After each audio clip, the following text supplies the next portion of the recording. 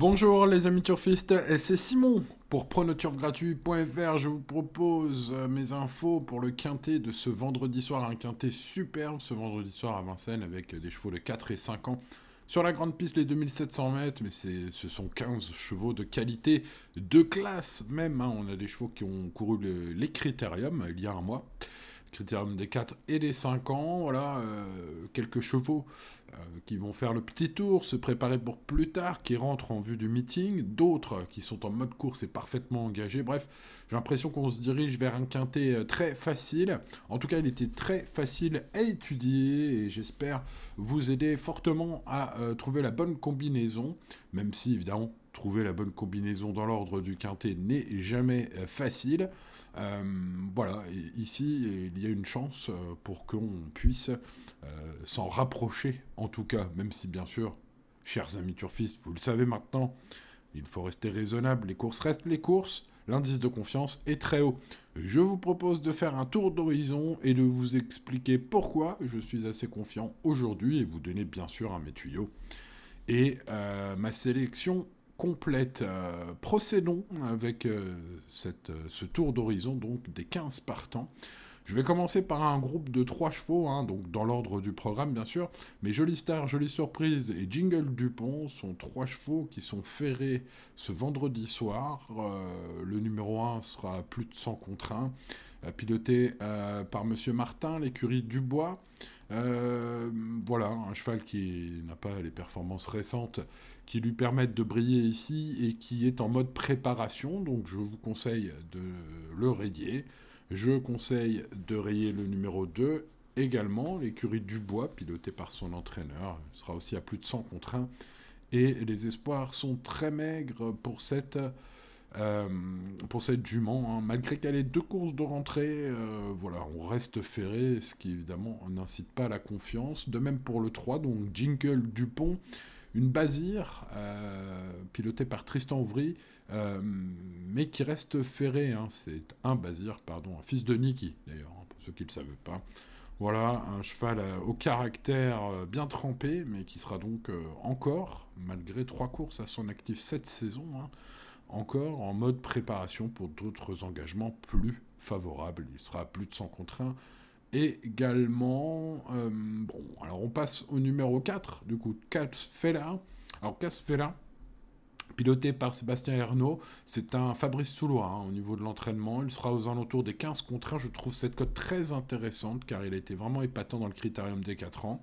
Alors c'est un cheval qui a besoin du bon déroulement de course. Ça pourrait être la surprise du chef ce vendredi soir, ce numéro 4.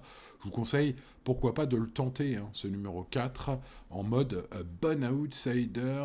Le numéro 5, quelle beauté, sa qualité est sûre, sa fiabilité l'est moins, et puis surtout on est ferré avec son entraîneur, Laurent-Claude Abrivard, qui se met au sulky. Donc comme elle est ferrée, il y a peu d'espoir pour ce numéro 5 ce vendredi soir, malgré sa qualité. On passe donc au numéro 6, Carla Demey. Bon, là, on est déféré, mais Carla Demey, c'est plutôt depuis fin 2022. Hein. C'est plutôt une jument qui a été, enfin, c'est même complètement une jument qui a été orientée vers le trot monté, où elle brille, hein, parfois. Là, ici, j'ai l'impression que Mathieu Abrivard, hein, prend en main cette jument de Monsieur Bourgoin, essentiellement dans le but de lui donner une bonne course pour la préparer pour des joutes au trot monté plus tard. C'est mon impression, en tout cas ce serait une grosse surprise, hein, de voir ce numéro 6 à l'arrivée de ce quintet à mon avis. On passe donc au set Kataka de Wallis avec Gabriele Gelormini aux manettes, Monsieur Chavat et son entraîneur. On est déféré des 4, on sera à moins de 10 contre 1. Là, on arrive sur des chevaux qui seront plutôt favoris. Sa cote sera évidemment due à son avant-dernière course. La dernière fois, Kataki de Wallis est parti très chuchoté dans le critérium. Très très mal couru. Il a très très mal couru, pardon. Voilà, son entraîneur l'explique par une montée en pression d'avant-course et les multiples faux départs. C'est vrai que ce jour-là, il y en a eu plein. Je ne les ai pas comptés, mais c'est vrai que c'est une excuse peut-être valable. Bon, s'il est dans les bonnes allures, parce qu'en plus celui-là, c'est pas il fait pas partie de ceux qui sont les plus fiables au départ de ce prix Pierre Vente Troyen ce vendredi soir. Voilà, mais par contre, voilà, pas de fumée sans feu, une superbe perf l'avant-dernière fois. Un rachat est possible de ce numéro 7 qui fera partie des chevaux en vue et c'est logique. Le numéro 8, Kin Winner, son courage lui a permis de fournir une excellente prestation dans la course référence du Critérium des 4 ans. On reste chez les 4 ans encore. Semble prête à en découdre. Kin Winner ce vendredi dispose d'une belle chance, même si avec elle, c'est surtout le déroulement qui joue. Anthony Barrier, son jockey, est en forme. Il pilote pour le compte de Thierry Lamarre, son entraîneur, et sa cote sera aussi assez basse, comme Kataki Doualis, aux alentours de 7 contre 1, 7-8 contre 1. C'est une bonne chance, ce numéro 8, je pense. Le numéro 9, Katinka Dumouchel, piloté par Franck Nivard pour le compte de Thierry Duval-Destin. Même cote prévue, en tout cas. 7-8 contre 1 pour ce numéro 9. C'est une jument qui est en pleine forme, compétitive si tout se passe bien cette fois. Je rappelle que cette fille de Prodigious et de Rikita Dumouchel a terminé fort dans le prix de l'Espoir, l'antépénultième fois, avant d'avoir un parcours horrible l'avant-dernière fois dans le prix Paul Le Guernay, et s'est montré fautif dans le Critérium. J'ai l'impression qu'on pourrait tourner le truc un peu, selon si on voit ce 9 ou pas, soit parce que c'est tout, ça se passe mal à ce niveau, soit parce que il n'y a pas eu trop de chance, pas trop de déroulement favorable, et que du coup, elle va pas tarder à faire parler d'elle. J'ai l'impression que ça pourrait être un cheval à ne pas négliger, ce numéro 9 aujourd'hui. On passe au 10, Just à midi, que j'ai toujours mis assez en lumière, je pense, ce numéro 10. Voilà, la dernière fois, il m'a pas surpris en étant cinquième, très bon cinquième du Critérium des 5 ans, derrière Django Vici. Voilà, 100 contre 1. Maintenant, voilà, ce qu'il faut avant tout, c'est un bon parcours. L'engagement est bien meilleur aujourd'hui, donc face aux 4 ans, et puis avec quelques-uns des meilleurs chevaux qui ne sont pas là aujourd'hui. Il y a la place pour ce cheval piloté par Sébastien Baude. Il faudra le bon parcours. Il sera aux alentours des 10 contre 1. Il est déféré et défend l'entraînement très en forme de Fabrice Soulois. On passe au numéro 11, Kabaka de Guèze. Monsieur Radou est son entraîneur et confie son cheval au sulky-leader Éric Raffin. Le cheval sera aux alentours des 20-25 contre 1. Ce numéro 11, il est déféré en mode course et espère une place, j'ai cru comprendre, la part de son entourage. Maintenant, il n'y a pas de marge, puisque depuis le prix Paul Le Guernay, cette jument n'a pas confirmé ensuite face à de telles oppositions. Voilà, maintenant avec le bon parcours, 2-3 défaillances, voilà, peut-être le seul regret au moment du choix, ce numéro 11. On passe au 12. Chiara de Vendec, surprenante seconde du Grand Prix de l'UET à 95 contre 1 il y a à peine 15 jours. Elle semble arriver au top du coup en ce moment pour briller dans le quintet de ce vendredi. Ce 12 mérite du crédit. Sa place est à l'arrivée. Si elle répète son ultime valeur, ce numéro 12, fera l'arrivée à mon avis. Alexa Brivard est aux manettes. Le cheval devrait être aux alentours des 9-10 contre 1. C'est une cote sympathique. Et Chiara de Vendec dépend de l'écurie de Laurent-Claude Abrivard. C'est la famille Abrivard pour ce 12. On passe au 13, alors là c'est la famille Duval d'Estaing, Thierry à l'entraînement, Théo à la drive, Jega Pride qui est en mode préparation, ce numéro 13, malgré sa qualité et la qualité un peu de l'engagement quand même, il y a les 5 ans. Voilà, depuis juin, c'est cool, à l'entraînement, besoin de retrouver quelques sensations, malgré sa régularité et sa polyvalence, montée attelée, j'ai l'impression qu'on n'ambitionne pas grand-chose aujourd'hui, pas grand-chose d'autre que de faire une rentrée propre pour ce numéro 13.